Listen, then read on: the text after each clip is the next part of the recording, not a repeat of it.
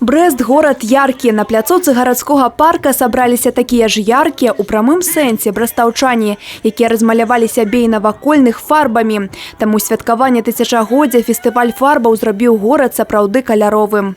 Народ в Бресте очень такой дружелюбный, они сразу бегут на этот фестиваль красок. Да, быстрее, мы хотим поучаствовать в этом. Но еще даже не выставили площадку, они уже к нам подходили, говорили, когда уже можно будет купить краску, чтобы начать обсыпаться, и когда начнется уже фестиваль, всегда спрашивали. Тут няма абмежавання ва ўзросце. Любы дарослы могуць чуць сябе дзіцём і размалявацца ва ўсе колеры вясёлкі. Гучная музыка, інтэрактыў з дыджэямі – усё гэта дадавала запалу і удзельнікам. Я не раз я хотела, я попала сюда. Это классно!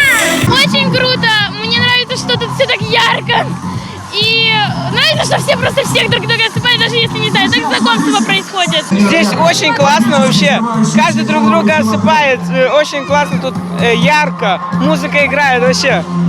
Отлично. Сёння ў паветры не толькі каляровыя фарбы, але і паветраныя змеі. Такі фестываль – падарунак устаноў адукацыі Брэста свайму гораду. Фестиваль «Змеев» проводится уже 32 года.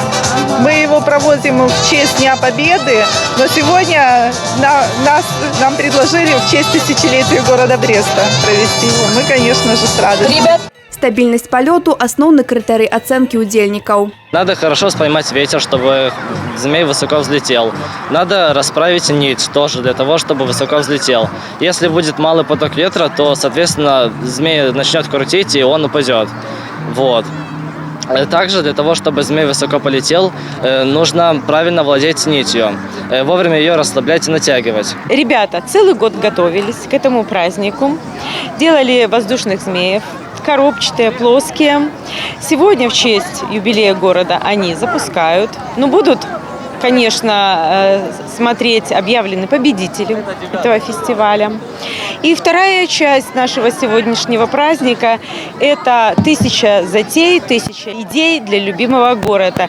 Але, канешне, тут галоўная не перамога, кажуць удзельнікі, а падарунак гораду. Анастасія Цыкун, Владислав Жибуль, телерадиокомпания «Брест».